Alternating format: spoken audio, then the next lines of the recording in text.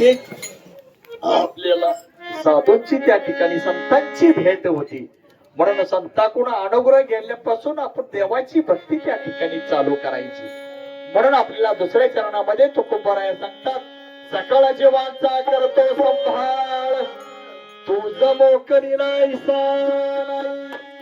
आपल्याला जन्माला देवानं पाठवलेला आहे आणि आपला सगळा सांभाळ तो त्या ठिकाणी करतो. फक्त कोरोनामध्ये आपण तेवढं म्हणलो, देवा मला तेवढं वाचवलं. कोरोना होऊन 2-4 वर्ष होऊन गेली, वाचलो, सगळं झालं. आता म्हणते माझं चालू आहे ते आता चालू होत. ध्यान कवा येतं? ज्यावेळी आपल्याला अडचण येईल त्यावेळेला देवाचं नाव आपल्या मुखामध्ये येतं. नाम विठोबाचे घेईन मी वाटे, नाम विठोबाचे घेईन मी वाटे, नाम विठोबाचे घेईन मी वाटे, नाम विठोबाचे घेईन मी वाटे.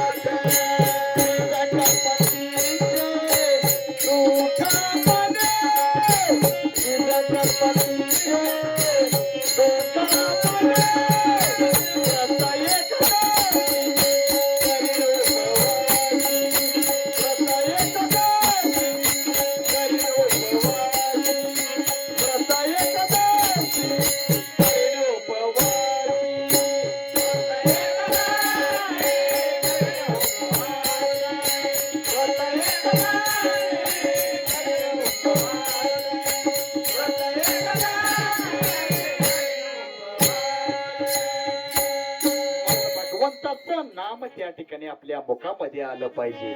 नारद मुनी देवाकडे गेले आणि देवाला म्हणले, देवा मला संतांचा महिमा काय आहे ती सांग. संतांचा महिमा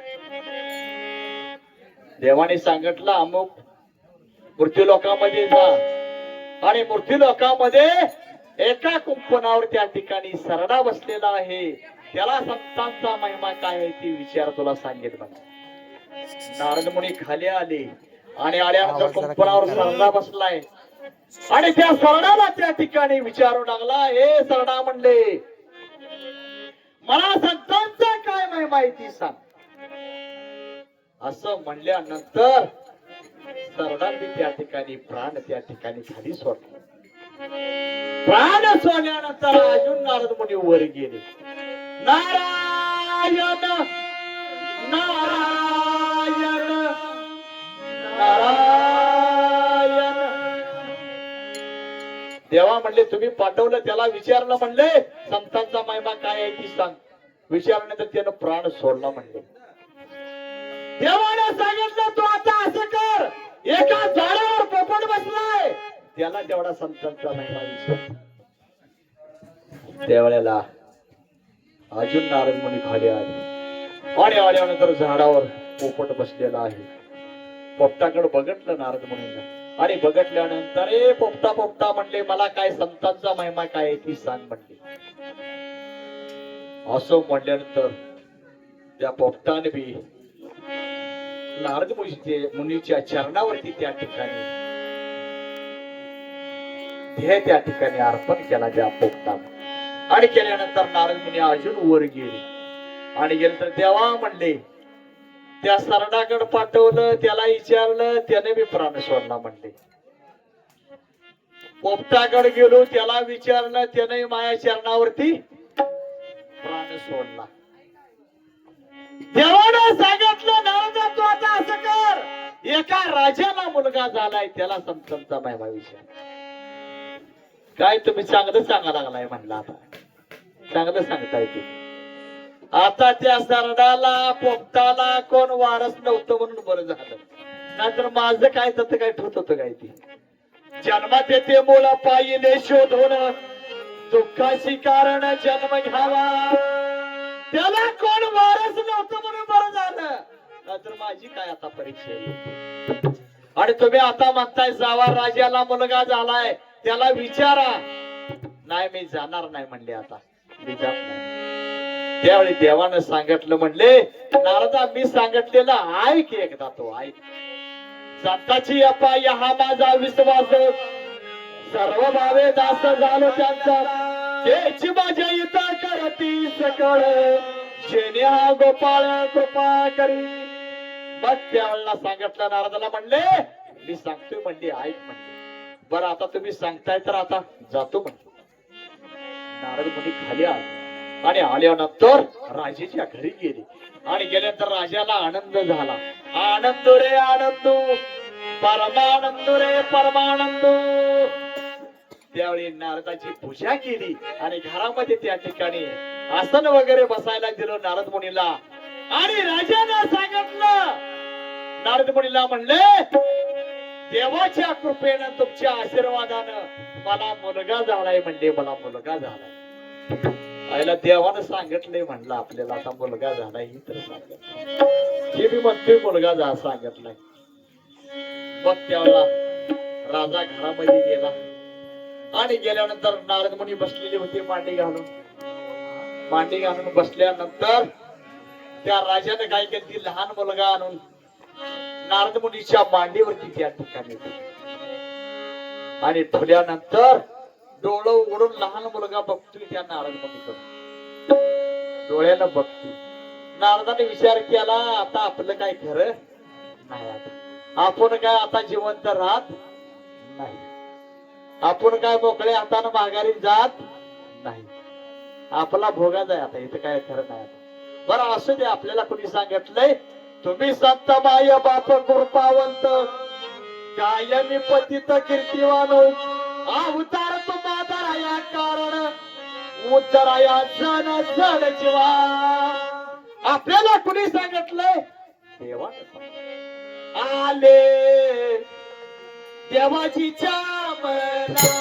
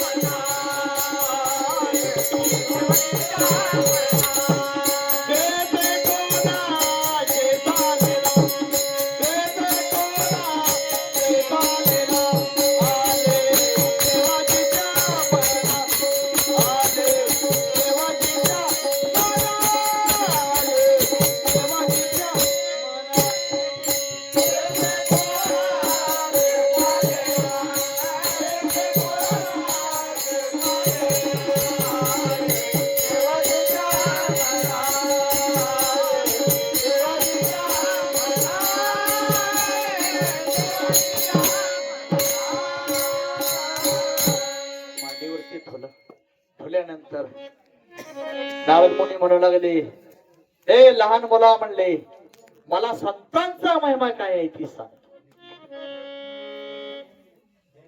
असं म्हणल्यानंतर ते लहान मुलगा जे होता ते नारदाकडे बघून असाही लागला. ते म्हणला आता काही मरत नाही, देवानं आपल्याला सांगितलेलं आहे. ते असा लागला. असा लागल्यानंतर लहान मुलगा असा लागल्यानंतर लहान मुलगा त्या ठिकाणी नारद मुनीला सांगू लागला, म्हणले पहिल्या जन्मामध्ये मी सरडा होतो म्हणले, पहिल्या जन्मामध्ये मी सरडा होतो, तथापि तुमची त्या ठिकाणी भेट झाली, त्यातनं मी मुक्त झालो म्हणले आणि पोपटाच्या जन्माला मी गेलो, तथापि तुमचं दर्शन झालं म्हणले मला. आणि आता राज घराण्यामध्ये राजेच्या घरामध्ये मी जन्माला आलेलो आहे, हीच संतांचा महिमा आहे. करू नका काही संत संगत, करू नका काही संत संगत,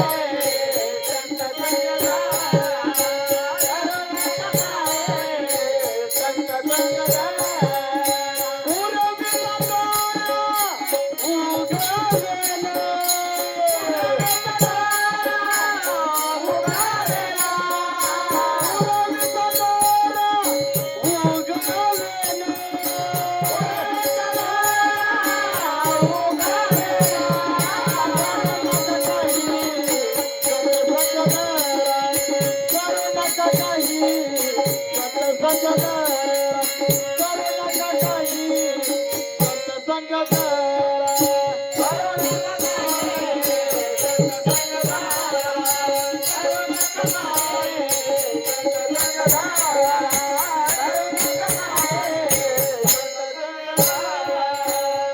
म्हणून त्या लहान मुलांना सांगितलं संतांचा सहवास करा. ही आपण त्या ठिकाणी संतांचा सहवास करा.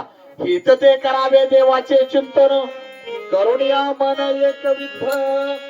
जन्माला आल्यानंतर भगवंताचं त्या ठिकाणी चिंतन केलं पाहिजे. आणि चिंतन केल्यानंतर जे जीवाला जे सुख पाहिजे असेल तर आपल्याला त्या ठिकाणी तुकोबराया म्हणतात.